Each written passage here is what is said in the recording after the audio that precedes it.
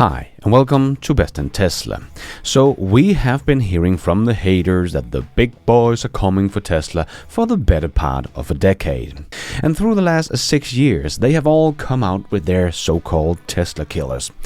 But no one is matching Tesla, and their sales are not very impressive compared to Tesla.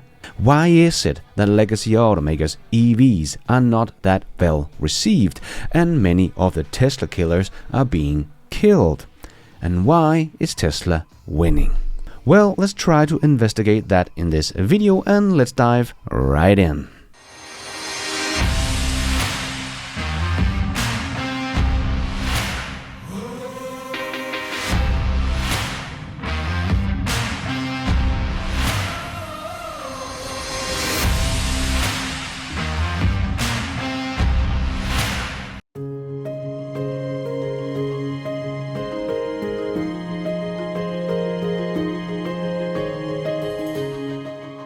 So one of the first big competitors to Tesla was the Jaguar I-Pace.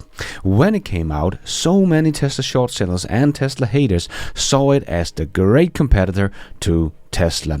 And it does have some nice specs and handles very well, and it could even get an over-the-air update all the way back when it came out in 2018. But in 2023, it only sold about 3,500 units in all of Europe, whereas the Tesla Model Y sold 230,000 units in Europe. And this was even called a Tesla killer. But no wonder that it will be killed off in 2025, as the sales are almost non-existing. And when the Audi Q4 came out, I thought that car would do very nicely, as this was an Audi, a very beloved brand all over the world, and the Q4 was actually priced very nicely. And it does much better than the I-Pace, but still nowhere near Tesla's Model Y. The Q4 sold in Europe 2023 almost 62,000 units. So why is it that not many people are buying these other nice alternatives to the Teslas, when we are even hearing from so many people that Tesla car sucks and I hate Tesla and Elon Musk is bad and making some bad post on X and hurting the Tesla brand? But no one else seems to be able to keep up with Tesla when it comes to electric vehicle sales. Well, let's start with looking at some of the first contenders that many thought would give Tesla a run for his money. The Jaguar I-Pace, a car that Mark Spiegel was in love with. You know, the guy that called Tesla's Model Y vaporware. Well, let's take a look at why this car that promised so much was never able to get any traction. Because it does a 0 to 60 in only 4.5 seconds, so that is some pretty nice specs right there.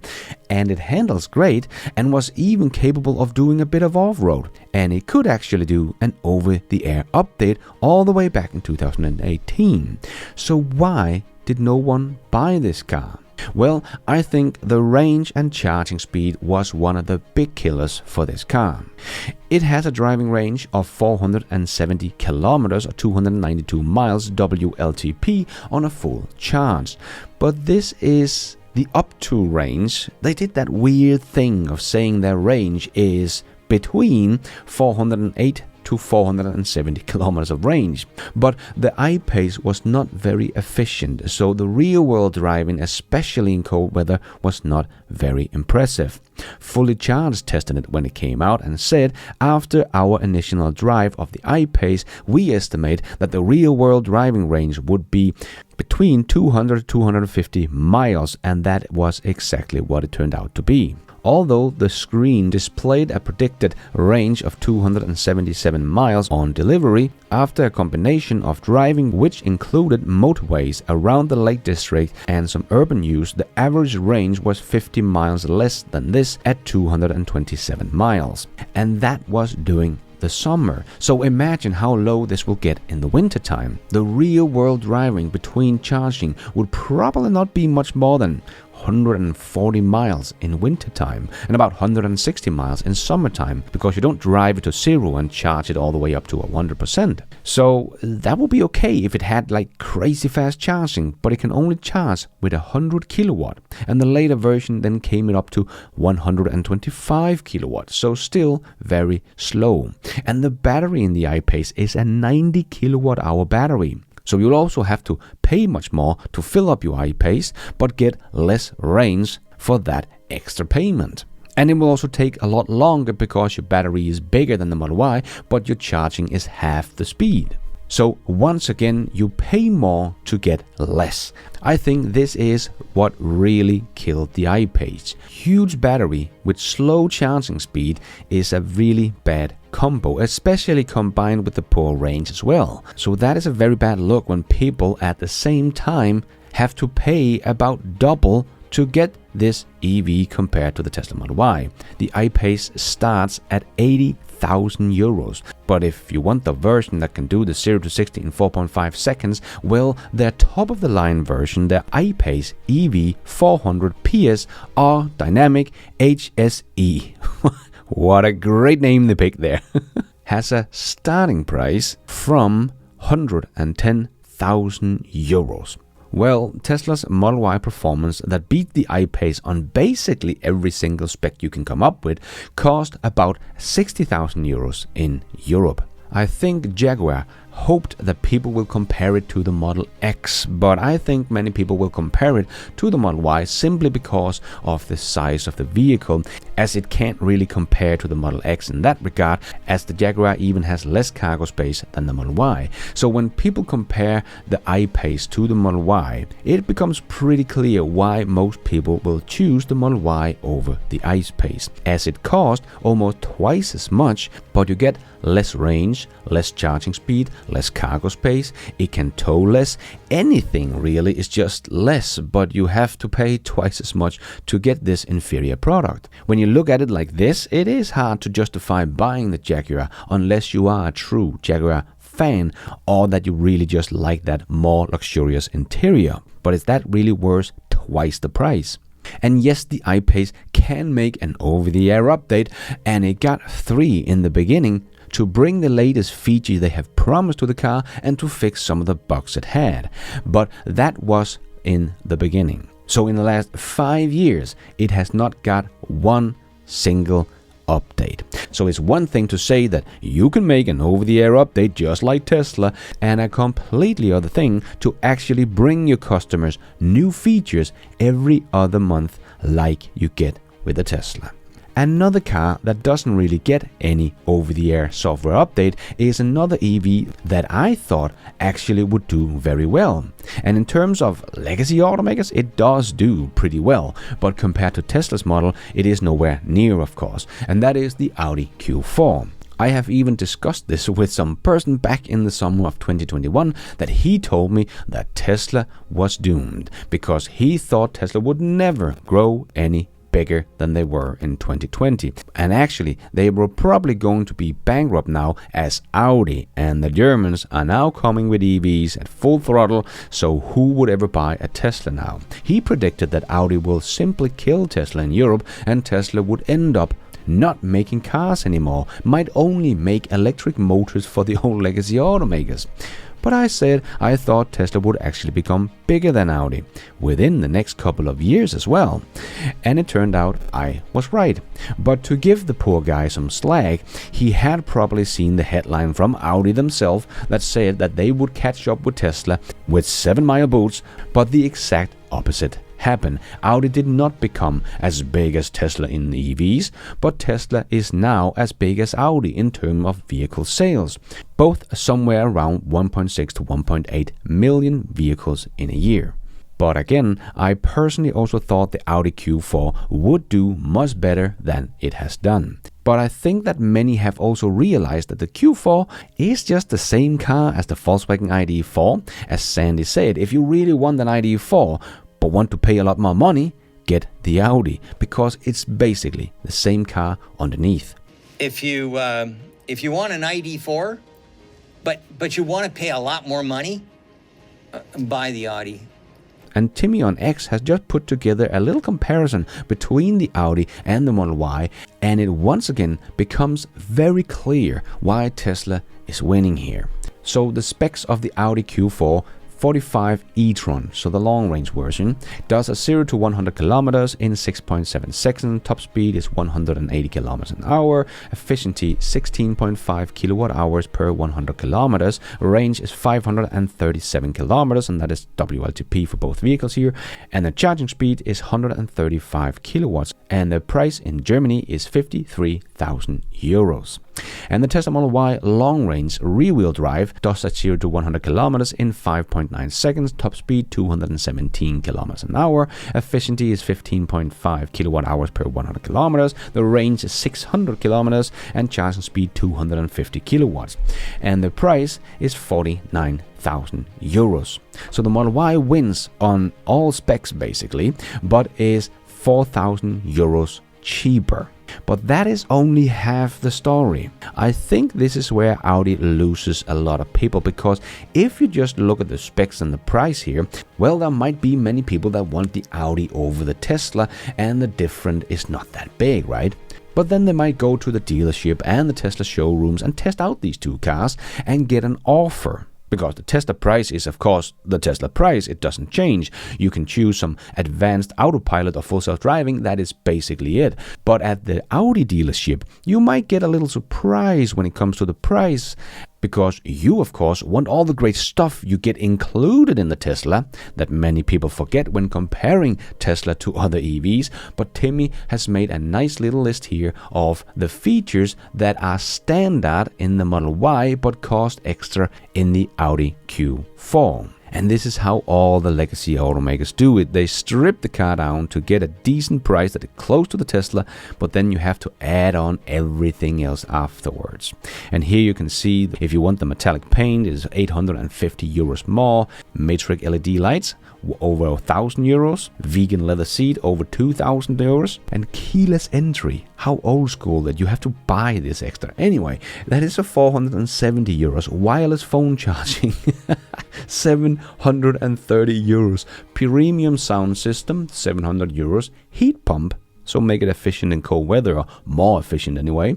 Well, that comes included in your Tesla, of course, but with the Audi you have to pay almost 1,000 euros. Heating steering wheel, almost 300 euros. Assist parking, over 1,200 euros. And as he write, auto park-like features, but worse. Climate package, 870 euros. Lane departure avoidance, 680 euros. So some safety features you have to pay extra for. Of course, when you care about safety, that is included in the package, and that's why you get all of these features included in the Tesla.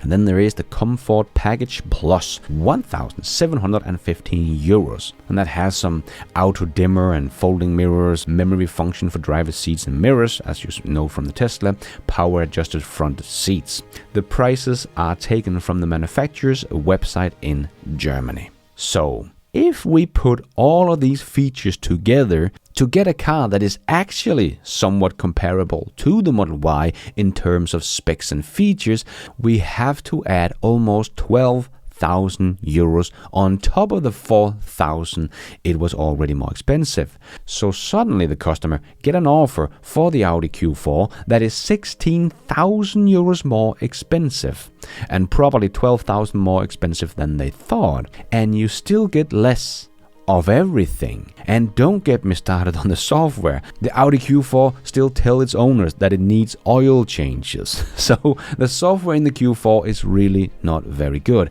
Even Sandy Monroe was hating on the software in the Audi, saying this is really ICE car guys that have tried to make an EV. They gave this to a group of ICE people and told them, give me an electric vehicle. They gave them an ICE vehicle with a battery. And if you skip out of some of the features like the heat pump, well, suddenly your car is not very efficient in the cold weather. And I had someone that I know that told me that they had bought the Audi Q4, but that was not including the heat pump because he didn't want to pay the extra bill, and went on a skiing holiday in Austria and said, well, it's not very good in cold weather, and an EV is not very good on going on a skiing holiday, right? but I had just got home from my skiing holiday in my Tesla Model Y, and there was no problem, because the range drops quite a bit in the Q4 in winter, and the Q4 does not preheat the battery, so the already slow charging of 135 kilowatts becomes very bad, so not an ideal thing when your range is also dropping. So all in all, it's just not an ideal thing when your car is inferior but costs 16,000 euros more.